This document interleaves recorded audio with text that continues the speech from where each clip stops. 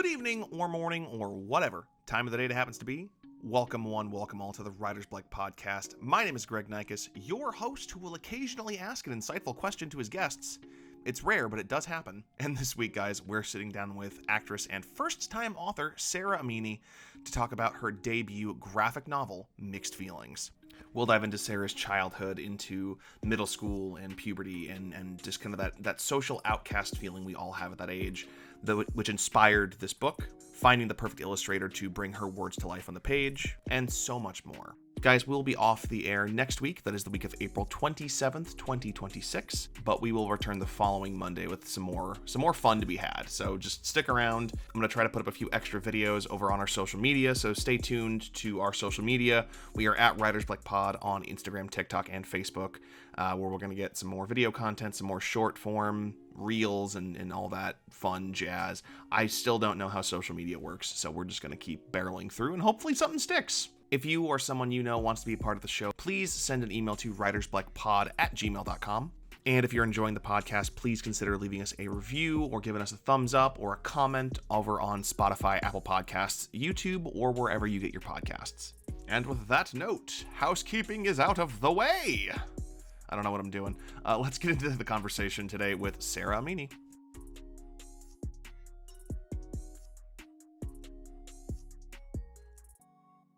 So, Sarah, you've had a really impressive acting career. You have done TV and film and voiceover, everything from CSI to Future Man to the Insomniac Spider-Man game.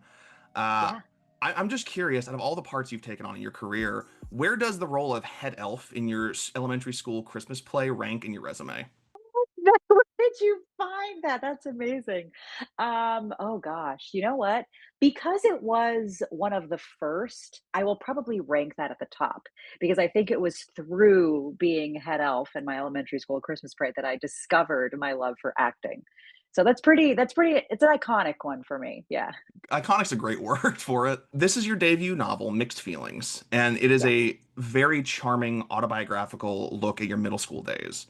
For Yeah. such a personal piece, and as your first novel, I guess what drove you to this subject for your first book, and what was the decision like to do it as a graphic novel? That's a great question. I had been wanting to write about my life growing up mixed race in Houston, Texas in the 90s for a long time. But at the beginning, it really was just free therapy for me. It was just me writing with no intention of having anyone see it. I was just writing about my experience and my identity issues and things like that.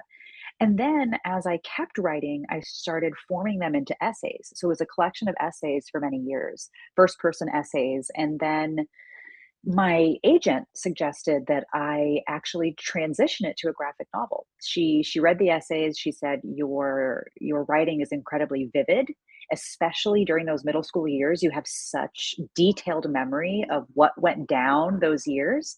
And she said, you already have experience writing for TV, and graphic novel writing is very similar. You're setting up a scene, you're framing up, thinking about what goes on the panel, what goes in the shot, and writing dialogue and character. It was at her suggestion and encouragement that I sort of started to see this in a new medium. And I don't draw at all. So I just found my way in by acting out the scenes and then putting it down on paper in little stick figure drawings and then communicating that to Shadia, my illustrator. A very collaborative experience. Speaking of Shadia, your illustrator Yeah. Shadia Amin provides the art. Reading the book, her style feels like it fits in so well with the subject matter. It's got that kind of perfect blend of like cartooniness with the sincerity, with the goofiness. What was the process like of looking for an illustrator, and how did you eventually settle on Shadia? Yeah, that's an incredibly insightful observation on Shadia. She is so funny and so expressive in her illustrations, and that's exactly what I was looking for because this is based on, my real family and friends, but because I was sort of writing this going, what's the sitcom version of my family? What's the TV version? Because I grew up watching so much television with my parents. What is sort of the way I can characterize the people in my life and push certain quirks of theirs, for humor and for comedic effect, dramatic effect, and heighten, certain lines that they say, certain expressions. So Shadia was really perfect for that, and that I felt like she really got it. And she just took my jokes and really went there with, the humor as far as facial expressions and gestures. And Scholastic had worked with her before, so they pitched her to me and they said, she's really funny and she's also mixed race. She's Colombian and Lebanese, and you're Colombian and Persian. And so that was really great to have someone who also understood it from not just a storytelling perspective, but from a identity perspective. I was like, oh, this is someone who might actually really relate to the story itself and then be more passionate about telling the story. And with a project like this, the art is so important, and often it needs to speak as loud, if not louder, than the words do. Can you think of a scene where Mhm. you deliberately let Shadia's visuals do the heavy lifting? Oh my gosh. I mean, I really think that in a lot of the Harry storyline, like I really did wake up one day in the sixth grade and I sprouted hair like a chia pet, and it wasn't there the night before when I went to bed, and I woke up and I was like, what is going on? And so with one of those, with that, I really feel like Shadia really went there, and it's very funny. Whereas when I was experiencing it in the moment, it was very mortifying. Like you don't want to be called werewolf and Elvis, when you're walking down the hallways. And so I was constantly trying to hide my sideburns and hide my arm hair. But I really wanted to revisit that moment of my life, that experience with a lot more humor and compassion than I certainly had for myself as a teenager. So in a lot of those scenes, you're just seeing a lot of like sound effects, and Shadi is doing a lot of the storytelling where I don't have to say anything. You know what it's like to cut yourself when you're shaving super fast. You know what it's like to like steal a razor from your mom and like peek around the door and be like, is she watching? Is she gonna catch on to me? There were so many moments within that storyline where I felt like I didn't need to really say much because she was doing all the heavy lifting. As mentioned earlier, your love of performance started at such a young age, and that is on full display throughout Parts of Mixed Feelings. And you Yeah. do such a great job expressing the weird mix of excitement and anxiety that comes with stage fright, and often like the cartoonish scenarios that a kid's brain can come up with to cope. How close were Yeah. those moments to your own experiences performing? I actually didn't have a whole lot of stage fright as a kid. I had gotten recruited for whatever reason I don't know, but I had gotten recruited as a kindergartner to perform the Pledge of Allegiance at the fifth grade graduation at my elementary school. And of all the kids, I don't know why they plucked a 6-year-old me, but they did. And I remember having no problem getting up in front of 500 people and saying the Pledge of Allegiance, and I felt really confident. So the next year, I started doing the head elf in the play, and like that's sort of how I started acting. And because I had no fear, and because I had so much fear and anxiety in my real life, it felt like a really safe place for me. I was someone who constantly lived in their head, and their expressions, their facial expressions, their thoughts read on their face. Like you can just tell what I'm thinking by the look on my face, and that's a format of storytelling that I use in this book, where she just is like, there's a freeze frame and she's thinking something and it's on her face. And that's really how I felt a lot of the time. So that's why I use the activity of mind meld in the story, where they're playing an improv game and Sarah literally has to get out of her head in order to play the game and be present with her scene partner. And so, improv theater, these were things that were so vital to me in me learning how to be present, how to collaborate, how to be confident, and they were just great lessons. The story is, as we've talked about, it's ripped from the headlines of your life. When you sat down and began writing this graphic novel with kind of the idea of the illustrations in mind, was there a particular story that you knew right away had to be turned into a scene or turned into a gag, or maybe was there a story that you weren't sure about including but ultimately decided to include? I didn't know if I wanted to include this audition at the very end of the book, where Sarah goes on a real television audition with her mom, and her mom gets sort of berated for her accent in front of everyone else, in front of all the waiting parents and children at this audition, by the woman who is running the audition. And it's just because, they were like, we've seen enough kids for the day, and her mom is like, but what about all these kids who haven't been seen? Like, that's not fair to them. We've been waiting, all day. they get into it. And that was a real thing that happened in my life. And so I wasn't sure whether to include it because now I see it so much differently than I did as a kid. When I was a kid, I totally blamed my mom. Like, why did you speak up? And why did you have to say something? Maybe they would have still seen me. And I didn't have that compassion for my mom that I do now, where I realized, oh my God, that was one of my first experiences in racism, like blatant, racism and discrimination. And so I just look at it through a much more compassionate lens. And it's allowed me to have a conversation with my mom, like sort of her perspective and take away from that experience. And ultimately, I decided to include it because I don't know, it was therapeutic for me to include it in a way, and to have Sarah, say, "I'm sorry about what happened. I didn't like how that woman spoke to you," and have Sarah and her mom have a moment that I didn't have in my real life with my mom, because I didn't have the tools as a teenager to understand what was going on. Yeah, I love the self therapy aspect in a lot of autobiography projects. Like it sounds Yes. so freeing. It really is. It really is, and it's so cathartic and therapizing, like you said, and to be able to relive those moments.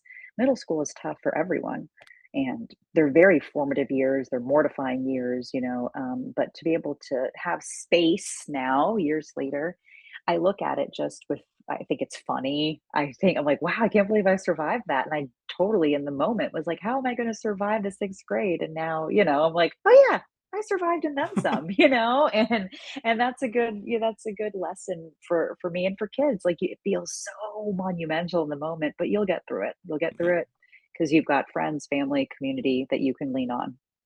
Was it difficult in the writing process to kind of slip into or maybe find little Sarah's voice again? I had the collection of essays that were all told in first person. But they were sort of a blueprint that I would look back to and refer to time and time again when I was like, "Oh, I'm kind of stuck here on this one scene." And so I'd already done the foundational work where it was, first person, very intimate storytelling in those essays, that it was easy to sort of tap into young me. And also because in the late 90s, disposable cameras were so huge. I mean, you would just buy one for $4, take all your photos with your friends at the movie theater that weekend, and then go to Walgreens and develop all your pictures. I have so many photos. And even in just looking at those photos, I feel like I could go back in time and go, oh, I remember where I was. I remember we were talking about this boy, and you remember, so it brought back a lot of great memories for me. You share your struggles with identity very openly in this book, especially feeling insecure about your ethnicity or your body, while seeing other kids so outwardly confident, maybe in their own skin. Looking Hmm. back now, how did those experiences shape who you became as an adult, and what advice would you give to kids who are maybe feeling similarly alone? I was really lucky in that I had found the community in drama club, because a drama club is such a great place for eccentrics and oddballs, and it's a very inclusive environment. It's a place where a lot of people are misfits and they don't feel like they belong anywhere else. It's very ragtag and it's very collaborative, and there were a lot of very confident people in drama club, and I really looked to them, as inspiration, because it wasn't that I wasn't confident, it was just that I didn't know who I was. I just really couldn't figure myself out, and it was so confusing and frustrating. And that was, 2 hours after school where I didn't have to think about who I was. I could just play with my friends and put on silly voices, and those people who were, so confident and in their own skin really allowed me to come out of my own skin too. And so, I guess my advice in that regard is to just find the spaces where you feel like you belong. And that just might be one friend. That might not be a club. That might be one friend that you have where you're like, I can 100% be myself with this person, and just sort of foster that. That could be a sister, that could be, your grandma, your elderly neighbor. But we all have people that we're like, man, this person is not judgmental. They really value me for me, and just keep fostering that, keep bringing out what is unique about you, because when I was a kid I didn't necessarily look at this being mixed race as a positive thing. That's why the book is called Mixed Feelings. I have both, positive and negative feelings about it. But now, as an adult, I go, wow, I don't find anyone else like me. And that's kind of cool, you know? One scene that really stood out to me, it's during the Harry storyline when little Sarah reaches out to help Miriam, who is a bit of an antagonist throughout the book, and her kindness is rejected. Yeah. How important was that moment to you, and what were you hoping that readers would take away about navigating those maybe more complex social relationships with empathy and kindness? I really just think empathy and kindness leads the way, and you always will end up on top if that is, how you pursue every single situation that you're in, even if it doesn't feel it in the moment, even if it's not reciprocated. And that's hard. It's hard to not, be cynical and be, mean yourself when you're not feeling your best. But I really did try to reach out to certain people. Miriam is sort of a amalgamation of multiple people in my life, and but I did have situations where I was, sort of ridiculed in that environment and felt very alone because I was half Iranian versus, being full Iranian. And it built character, I guess. Like I wasn't always met with kindness back, but I always just try to lead with empathy, and you realize that you're more alike than you are different. And I think Sarah clocked that. Like, oh, Miriam and I, she makes us seem like we're so different, but we're really not that different at all. Just because I'm half doesn't mean we aren't going through the exact same mortifying experience right now. Maybe I can find a way to relate to her in that way. And when she's rejected, it sucks, but she finds other friends she can relate to. So it Yeah. works out. Yeah. You do such a good job at touching on the spirit of the youngsters, I guess, touching on that kid inside of you throughout this book, without it ever really feeling heavy-handed, and you deal with some very heavy things without it ever feeling like that. Yeah. When creating something so personal, how do you know when you've said enough? I was really lucky and that Scholastic, took this on as a series because I felt like I didn't have to cram everything I wanted to say into one book. I could really let it breathe. So the first book is about, navigating, her life as a mixed race girl. The second book touches on another facet of my identity, which is, being the eldest daughter. And being the eldest daughter of immigrants, you have just so much more responsibilities and expectations put upon you than your younger siblings or your brothers. And so that was something I wanted to touch on. And then the third book talks about 9/11 in real time because the attacks happened when I was in the 8th grade. And so I was very lucky in that I was able to let everything sort of breathe and talk about the things I wanted to talk about in each book, touch on certain subjects. And, like you said, there are a lot of really heavy subjects in the three books: racism, xenophobia, bullying, things like this. But the way that I was able to counter that was through, I think, a lot of humor, a lot of heart. I really likened my family to a sitcom family when I was writing this. And what I love about those old school sitcoms is that they're so funny, but then the family just comes together at the end of every episode, and there's so much love within that family. And I thought to myself, well, Sarah can experience all these horrible things that, we all experience in our lives. But as long as she has a home base that's secure, that's safe, that's loving, that she can come back to, then it's okay to talk about these things. And also, there are these dramatized, heightened television moments in the book. And that was another way for me to be able to talk about some of these tougher subjects in a more heightened, hyper reality rather than in her own world. And that was very freeing because I felt like I'm able to talk about this in a way where kids will get it. It's not heavy-handed and it's funny and weird in a way, but they'll still come back with the message. You know what I mean? Yeah. Yeah. So now that it's out there, what has been the most surprising reaction you've gotten from readers of Mixed Feelings?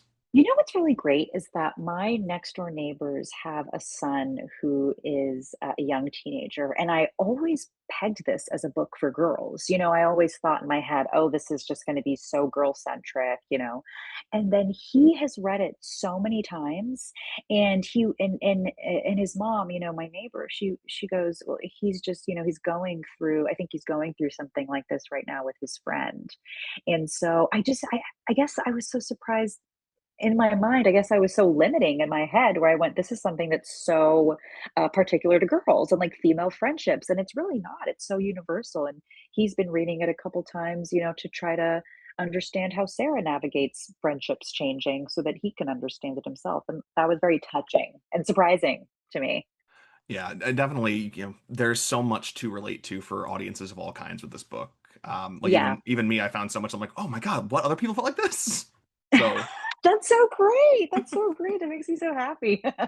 we kind of talked a little bit about it, but this is the first book in the trilogy. Is there Yep. anything else that you want to share about the road ahead for Sarah, either on the page or in real life?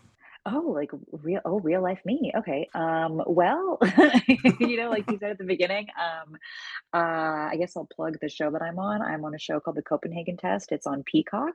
It is an action spy thriller, and it just aired in January. So we are waiting for season two, see if it happens. Fingers crossed there. But as far as the books, the second one comes out in October. And it's set in the seventh grade. It is the funniest to me of the three. And what I love about it is that it's set in the year 2000. So it's like right peak AIM era where where Sarah's logging onto the internet and like the line is busy, so her mom can't make a phone call, and like it's going like dial up, and like kids today don't know what that's like. Where you're like, get off the internet! I gotta take a phone call, and she's talking to her crush on AIM, and then she realizes her crush has a crush on someone else, and it's just like this weird triangle, and it's a funny sequel to this book. And then the third one, like I said, 9/11 is a storyline in the third book. While Sarah is like starting to take acting more seriously, she's about to go to high school. She's like touring the drama club there. And then it sort of is navigating a very real identity crisis that I had where all of a sudden I didn't want to be Middle Eastern. I didn't want to associate with my dad. I was so embarrassed to be half Middle Eastern. And I kept telling everybody that Amini was an Italian last name. And they were like, we've known you for years. No, you're not just all of a sudden Italian. But it was a very real, identity crisis that I had. So all in all, I think, I love tackling some of these harder, broader issues, but with a lot of humor, a lot of silliness, a lot of heightened reality moments, because I think that the message just will get across more effectively than it will if you're just like hammering it over a kid's head. And they're so honest, teenagers, so you're like, they're so blunt, they're so honest, and they'll tell you if they like it, they'll tell you if you won't. So fingers crossed they like it. I think it'll be a hit for all of Thank them. you. So I guess wrapping up, I had one more kind of wackier question. Okay. So with projects like this, I'm always curious. People write, sometimes authors write stuff just to put it out there, to get the book out there, and sometimes they write it with kind of this backdoor brain of like, maybe it'll be a show, or maybe it'll be a movie, maybe it'll be this. And we have our fan castings that take over in the writing process of like, oh, this is going to be, I don't know, Jeff Goldblum or whoever. In your mind, who is the cast of your family in the Mixed Feelings animated universe? Oh my gosh, that's a great, great, great question. The only person that vividly comes to mind is I based Mr. Ross, the drama club teacher, on Corky St. Clair from Waiting for Guffman. So you'll see there's a lot of Christopher Guest, overlap with the drama club teacher. And just the other night, I was thinking, if we make a TV show out of this, I think Jesse Tyler Ferguson would make a really great Mr. Ross because he's sort of Corky St. Clair mixed with my drama club teacher, Mrs. Ross, who was a very petite, fiery redhead. And I was like, I think Jesse Tyler Ferguson is like the perfect brainchild of these two combinations. So that's fan casting for sure. I always really loved Constance Marie. She was the mom in Selena, and she was the mom in the George Lopez show. And she is just a phenomenal Latina actress and just gets comedic timing so well that I feel like she could play my mom. And then as far as my dad, man, that's a tough one. My dad's a tough nut to crack because he's not your stereotypical Persian dad. But there's a comedian named Peter Banafas who is really, really funny, and he always does these videos on Instagram about Persian dads. And so I was like, Maybe Peter, yeah, because he's just hilarious. So I think above all, they have to be super funny. Sarah, thank you so much for joining us on the podcast this week. Where can people go to find more from you? So you can find me on Instagram. I'm at It's Sarah Amini. That's where I post the majority of my acting work. And then my website is sarahamini.com. That's where you can see more of my book related work. And yeah, I think those are the two. I'm really not on the other ones. That's fair. It's Yeah, hard to navigate all of that now, but it's too much. Yeah, yeah, yeah. yeah, yeah. It's too much. Well, Sarah, thank you so much for joining us today. Thanks, Greg. I appreciate it. Great interview.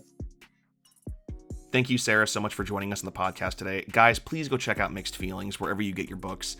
I guarantee you are going to find something in it to relate to. Reminder, guys, we will be off the air next week. That is the week of April 27th, 2026. But we will return the following Monday with a brand new episode of the podcast.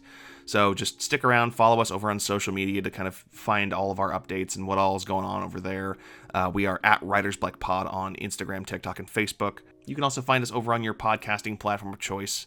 That is Spotify, Apple Podcasts, or even on YouTube. You can go to YouTube and watch all the faces as they talk about books and writing. And God, we are what, 24 episodes into the season? You'd think I would be better at this part of it by now, but nope, still just rambling along as I tend to do from time to time. But please find us over on your podcasting platform of choice. Leave us a thumbs up or a stars, or give us a comment. We'd love to hear from you guys. Also, if you or someone you know wants to be part of the show, please send us an email. Send that to writersblackpod@gmail.com. Thank you guys so much for tuning into this episode of the podcast. Until next time, I've been Greg. You've been awesome, and keep writing.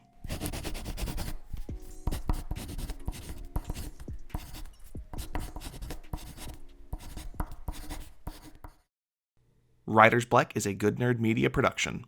Hosted by Greg Nikas. Produced by Grimothy Kaus. Produced and edited by Greg Nikas. Special thanks to Sara Amini and Martha Kiley.